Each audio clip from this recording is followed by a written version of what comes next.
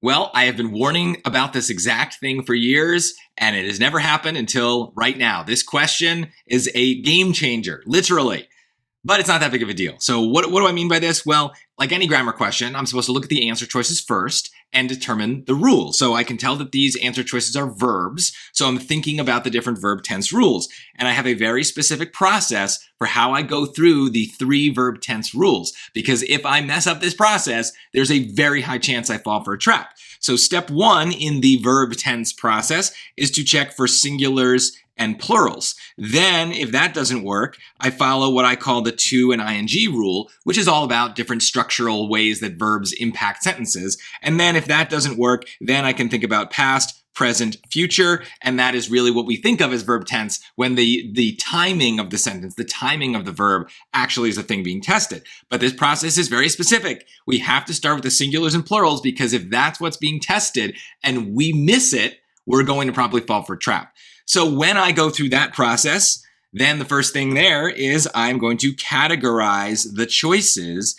as either singular or plural. Not even looking at the sentence, just looking at the choices. And you got to have this memorized. Choice A, animates, ends in S, that is singular. Choice B, have animated, is plural. Choice C, animate, is plural. And then choice D, animating, that is neither. That is not a verb form that can have this property of being singular or plural. In fact, that right there is normally a deal breaker, telling me that it's not about singulars and plurals because normally all 4 choices need to be categorized in this way and either be definitively singular or definitively plural. If even one of them isn't, then it's probably not that rule. So right now I'd be thinking, okay, we're going to move on to the to and ing rule, which is about sentence structure, because I need to think, do I need a verb like animates, have animated, animate, one that kind of anchors a sentence, or do I need this kind of like helping verb like animating that's probably more of a descriptive clause? So I'm thinking now about structure. Let me go down here with this, right? This is I'm trying to map my brain here as I solve this thing. So I haven't even read the sentence yet. But now I'm thinking about the sentence structure. So with that, I'm going to start right here where the sentence starts. The question of what cross-cultural traits distinguish these distinct modes, and secondarily, what pressures led humans to develop them in the first place, blank neuropsychologist, whatever, her study, the signatures of speech and song, the universal links despite cultural diversity. I don't care about the name. But I do care about the structure, and I see that I have commas here and here. And what that's going to do is that's going to eliminate this extra piece here. And it's not always the case that 2 commas mean you can eliminate something. Sometimes there's commas there for other purposes. But here the and everything is telling me this is an extra clause that I can get rid of to understand the structure of the sentence better. So now the sentence is, the question of what cross-cultural traits distinguish these distinct modes, animating neuropsychologist Daniela Samler's study.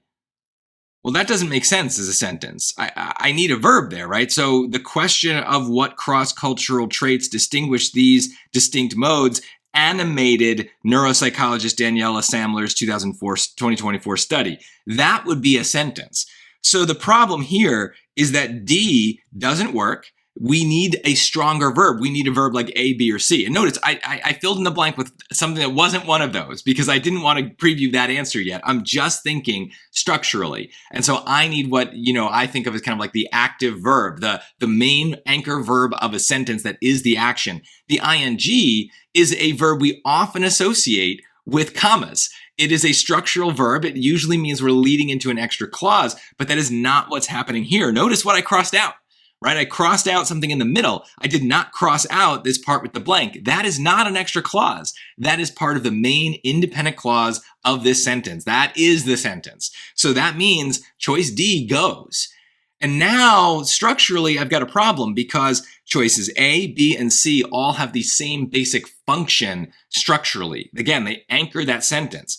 So now my choice is back from the to and ing back up here to singulars and plurals.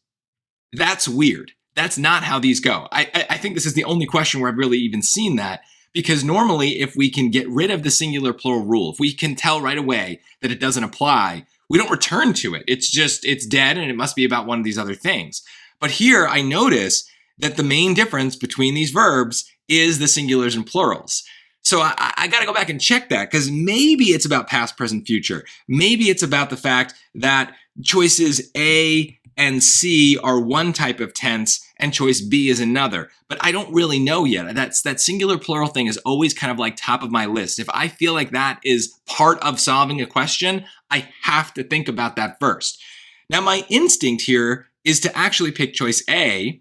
And the reason is that, remember, the main part of the singular plural rule that we would follow is after we categorize all of the choices as singular plural, the answer is usually obvious because we have what I call the 3 versus 1 rule. There will usually be one that's singular and the other 3 are plural, or vice versa. One that's plural and the other 3 are singular. And the one that's different is pretty much always, 98% of the time on the SAT, the answer. And that's why normally singular and plural questions are so easy, because once we identify that that's the rule, this 3 versus 1 thing kicks in, and we don't even really need to know the grammar in order to get it right. But here's the SAT doing this thing that I've been warning about every time I've ever talked about the 3 versus 1 rule, is they're breaking it, right? They're breaking this whole system. And that's the SAT at its best, right? They know what we know, and then they're gonna find ways to mess with our expectations. So if you approach your SAT prep with just straight up memorization of steps and formulas and all this stuff, you will only get so far. You can probably top out at a 1400, 1450. There is no way for you to get into the 1500s unless you are willing to break the very rules that you spent all this time memorizing.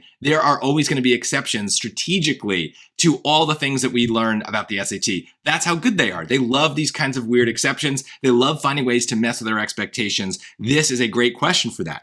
But because the normal rule is 3 versus 1, but now we've gotten rid of one of the choices because it has nothing to do with singulars and plurals, now I kind of have a 2 versus 1 situation. So I'm leaning towards choice A because of that. It's not for sure. I need to prove this, right? It might even be the case that this isn't really about singulars and plurals. It's more about when this takes place. Maybe I have to decide between the two tenses in B and C. I don't know yet.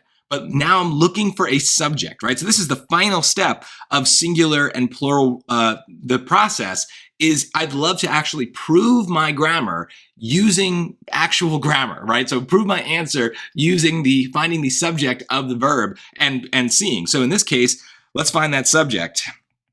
What is it? The question of what cross-cultural traits distinguish these distinct modes animates, I'm confirmed in that, neuropsychologist Daniela Samler's 2024 study. How do I know I need the singular? Because the question is the singular subject. And I know that because I've done a million of these things before. I know how to find the subject of a sentence. I know the little tricks that they throw at us. In this case, the main trick is this word of. That is a prepositional phrase. Oop, I'm not going to have space to write it.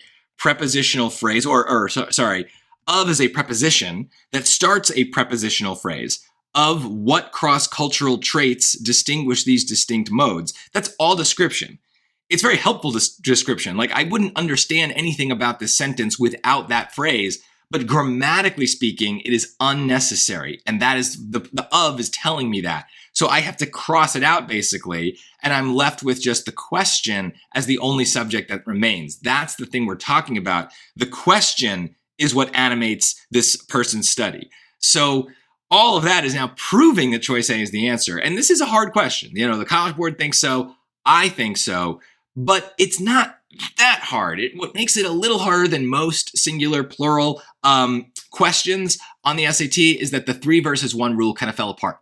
Normally, I would have been able to kind of get down to one answer within a few seconds of seeing the question because there would have been one that was different from the other 3. And that would have been it, really. I would have done the thing where I find the subject, but I would have done that mostly just to confirm that they're not pulling any exceptions. It's more just, I don't know, peace of mind than actually trying to solve the question. I trust the strategy that much. But as we can see, you cannot trust the strategies 100%. There always has to be that room where we kind of feel like they're messing with us, that they're doing something strange, and we have to be able to respond to that. Now, some of you are just when you have the idea that there are exceptions to the strategies you learn, it kind of freaks you out. And then everything looks like an exception and you don't even use the strategies anymore because you're like, well, I don't even know what's real. No, you can't do that. So if you're choosing between that path and the path where you kind of just follow the rules, religiously every time, I would say go with the rules. And if you get something like this wrong, once in a while because they break the rules. It's not that big of a deal. Yes, you probably won't get your 800 in reading, but you won't lose that many points. You gain way more points following the strategies in most cases, 95, 98% of cases, than you lose by worrying about traps where none exist. So you're much better off kind of learning these processes and sticking to them. But if you're really, really good at the SAT, you're always leaving room for the possibility that they are throwing some weird exception. And I am totally ready for it. You can be too, but you also have to understand the underlying grammar rules behind those strategies so that when you are breaking the strategy, you understand that there is a reason to do it. I guess that's maybe the best place to sum up. At every step of this process, when I went off book, when I went off the normal beaten path here, I always had a because in my brain. I had a reason. It wasn't like, oh, this feels weird. Oh, this sounds wrong. No, there was like an actual reason I was doing that. And it was a grammatical reason. It was based on rules. It was based on just my knowledge. So I'm not just following some vague feeling to an answer. I have real concrete reasons. And that's why I'm comfortable going a little bit off the beaten path here.